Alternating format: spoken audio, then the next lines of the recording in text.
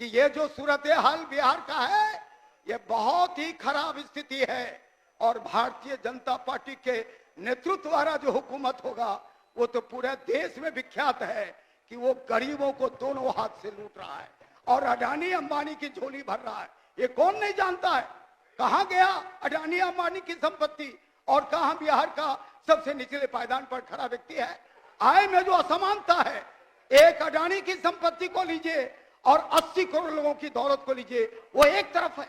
ये हुकूमत चला जा रहा है, इसको सुशासन कहते हैं क्या? हम लोग इस बात के लिए चिंतित हैं कि बिहार की सरकार गहरी नींद में सोई हुई है, अधिकारियों का राज चल रहा है, पूरी तरह से बिहार में कुशासन का साम्राज्य बना हुआ है। एक भी पैसा जिस योजना को भी आप उठा के लें, राशन की बात लें, बहुत पॉपुलर योजना हो रही है, बड़ी बड़ी बातें राशन के बारे में हो रही है। सच क्या है? सभी माननीय सदस्य जानते हैं कि 5 किलो राशन की व्यवस्था है, लेकिन मिल रहा है केवल 4 किलो। जिस भी योजना का भी आप जिक्र करें, मृत्यु से लेकर के जन्म से लेकर मृत्यु तक, उन सभी योजनाओं में भारी भ्रष्टाचार व्याप्त, लेकिन बातें सुशासन की हो रही है। समाज कल्याण विभाग द्वारा मांगे गए अनुपूरक बजट के कटौती के विरुद्ध में बोलने के लिए खड़ा हुआ हूं। ये बात बिल्कुल सच है कि बिहार जो अभी सर्वे आया, बिहार में सर्वे हुआ, सामाजिक आर्थिक सर्वे भी हुआ, और उस सर्वे के रिपोर्ट क्या बताते हैं? वो सर्वे का रिपोर्ट बताता है कि बिहार देश के सबसे पिछड़े राज्यों में शुमार है, सबसे बैकवर्ड स्टेट है इन एवरी पैरामीटर, सभी मानकों पर, चाहे रोजगार सृजन से जुड़ा मामला हो, आय का मामला हो, इनकम का मामला हो, गरीबी उन्मूलन का सवाल हो, कुपोषण झेल रहे बच्चों को अधिक सुविधा देने का मसला हो, सामाजिक सुरक्षा पेंशन के दायरे में आने वाली जितनी भी योजना हो, सभी मामलों में बिहार देश का सबसे पिछड़ा प्रांत है। ये क्या बताता भाई? समाज कल्याण के बारे में बहुत बातें बढ़ चढ़ करके हो रही है और बजट आवंटन की बात हो रही है, बजट बढ़ाने की बात हो रही है।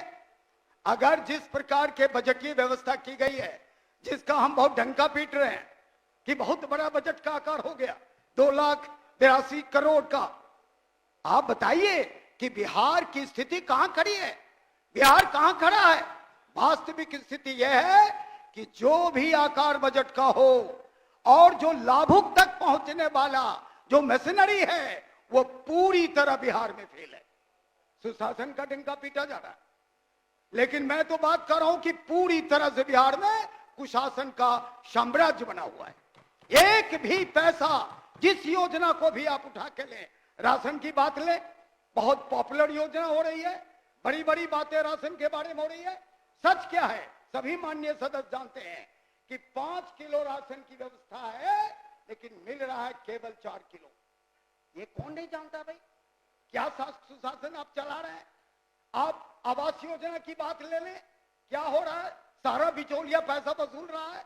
जिस भी योजना का भी आप जिक्र करें, मृत्यु से लेकर के जन्म से लेकर मृत्यु तक, उन सभी योजनाओं में भारी भ्रष्टाचार व्याप्त, लेकिन बातें सुशासन की हो रही है। इसीलिए मित्रों कहना चाहते हैं कि एक बात बिल्कुल समझ लीजिए, ये ईमानदारी से बात रखने की जगह है। पूरा बिहार सदन की कार्यवाहियों को लाइव देख रहा है और हम लोग इस बात के लिए चिंतित हैं कि बिहार की सरकार गहरी नींद में सोई हुई है, अधिकारियों का राज चल रहा है, लोक राज कहीं दिख नहीं रहा है, अधिकारियों का, तंत्र पर अधिकारियों का कब्जा हो गया है और लोग उसके बीच से गायब हो गए। इसीलिए ये बहुत ही चिंताजनक बिहार की स्थिति है। हम ये जानना चाहते हैं, एक दूसरी बात भी हो रही है, महिलाओं की बात हो रही है। जो वृद्ध महिलाएं हैं, जो निशक्त महिलाएं हैं, जो गरीब महिलाएं हैं, जो वंचित महिलाएं हैं, जो सभी प्रकार की सुविधाओं से वंचित है, आज वो लोग पटना पे प्रदर्शन कर रही हैं। आशा के कार्यकर्ता हो, रसोईया हो, जीविका दीदी हो, आंगनबाड़ी सेविका सहायिका हो, उसकी क्या स्थिति है? किसी से छिपी हुई क्या? पेंशन? हाँ, आप हमको बताइए, आप बीच में बाधा मत करिए, आप शांत रहिए। मेरा यह कहना है 400 रुपया पेंशन एक गरीब लोगों को दिया जाता है, वृद्ध लोगों को, ये कौन सा इसका औचित्य भाई?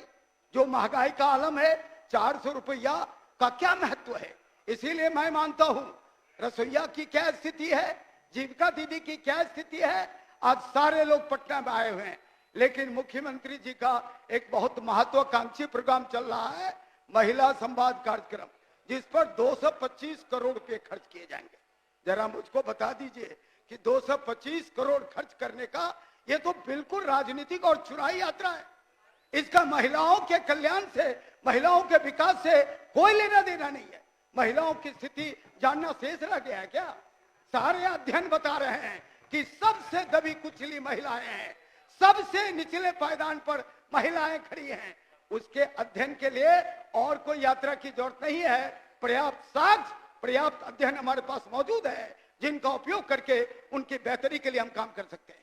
इसीलिए मैं साफ साफ शब्दों में बताना चाहता हूं कि ये जो सूरत हाल बिहार का है, ये बहुत ही खराब स्थिति है।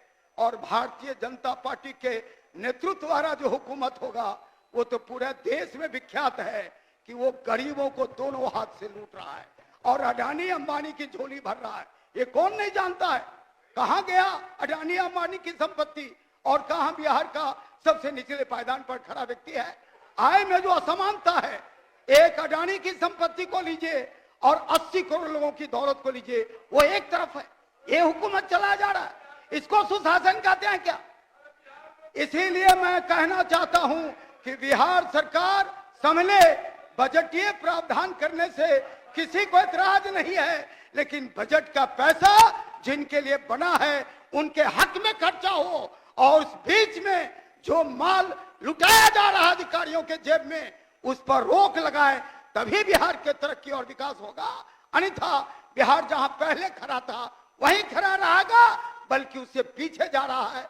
हमारे एक माननीय मित्र ने बिल्कुल ठीक कहा, देश की आर्थिक प्रगति की चर्चा बहुत गर्मजोशी से हो रहा है, आर्थिक प्रगति का डंका पीट रहा है और 80 करोड़ लोगों को खाने के लिए नहीं मिल रहा है, वो राशन पर निर्भर है। ये कैसी देश की प्रगति हो रही भाई, जिसका डंका पीटा जा रहा है?